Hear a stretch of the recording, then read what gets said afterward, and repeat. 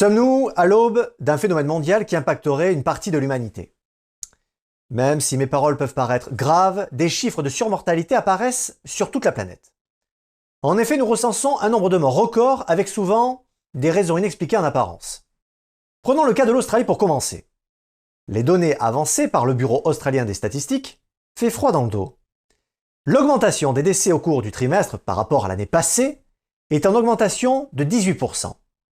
C'est une première historique, puisqu'à ce jour, jamais cette nation n'avait enregistré plus de 40 000 décès sur 4 trimestres consécutifs. Alors, quelle peut en être l'origine? Le docteur Mike Freelander, président de l'enquête du Sénat sur le Covid long, se dit très préoccupé par les décès supérieurs à la normale. Il insiste sur le fait de comprendre les causes de cette augmentation significative. Karen Cutter, la porte-parole du groupe de travail sur la mortalité liée au Covid, constate cette tendance. Elle pense de son côté que l'explication viendrait d'un vieillissement de la population. Les États-Unis, de leur côté, attestent aussi de cette surmortalité. Le Lincoln National Insurance, société spécialisée dans les assurances, affirme que cette augmentation n'est pas liée au Covid, ni même à la pandémie. L'hypothèse de Mme Cutter semble avoir ses limites, car nous constatons des décès aussi chez les personnes jeunes.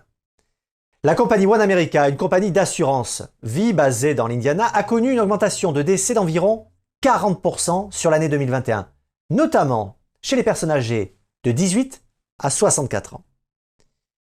Cette compagnie One America vieille de 145 ans n'a jamais connu au cours de son histoire entière des chiffres comme ceux que je viens d'avancer. Le directeur général de la compagnie a déclaré « Nous observons le taux de mortalité le plus élevé de l'histoire. L'augmentation croissante des décès représente des chiffres énormes. Ce ne sont pas les personnes âgées qui meurent, mais les 18-64 ans. » Et en France, qu'en est-il? Eh bien, une étude réalisée en septembre 2022 par l'INSEE révèle des chiffres inquiétants. Depuis janvier 2022, dans l'Hexagone, plus de 425 000 décès sont constatés, toutes causes confondues, et ils ont été enregistrés. Et ce nombre ne cesse d'augmenter.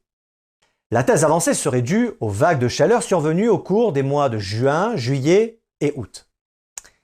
Mais là aussi, ces hypothèses sont à mettre en perspective avec des données qui nous viennent tout droit du Royaume-Uni. Pourquoi? C'est simple. Un grand nombre de décès concernent aussi des jeunes, en parfaite santé en apparence. Le docteur John Campbell, professeur en soins infirmiers au Royaume-Uni, tire de son côté la sonnette d'alarme.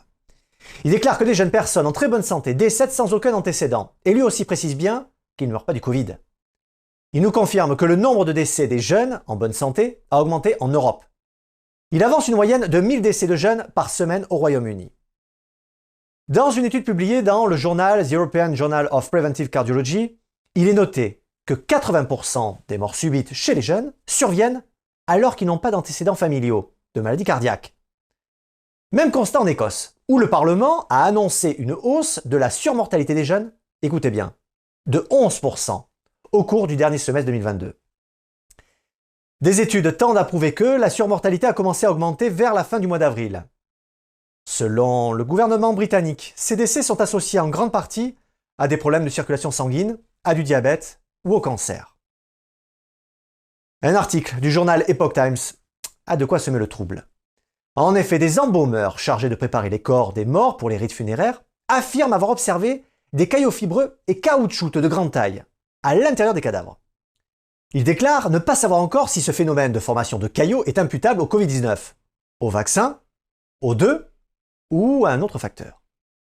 Richard Hirschman, directeur d'un service funéraire et embaumeur agréé en Alabama, exerce ce métier depuis plus de 20 ans. Son constat est clair. Avant 2020, seuls 5 à 10% des corps avaient des caillots. Aujourd'hui, c'est 50 à 70%. Chose étrange, après analyse, ils ont constaté que ces caillots manquaient d'éléments essentiels présents dans du sang humain de bonne facture, tels que du fer, du potassium et du magnésium.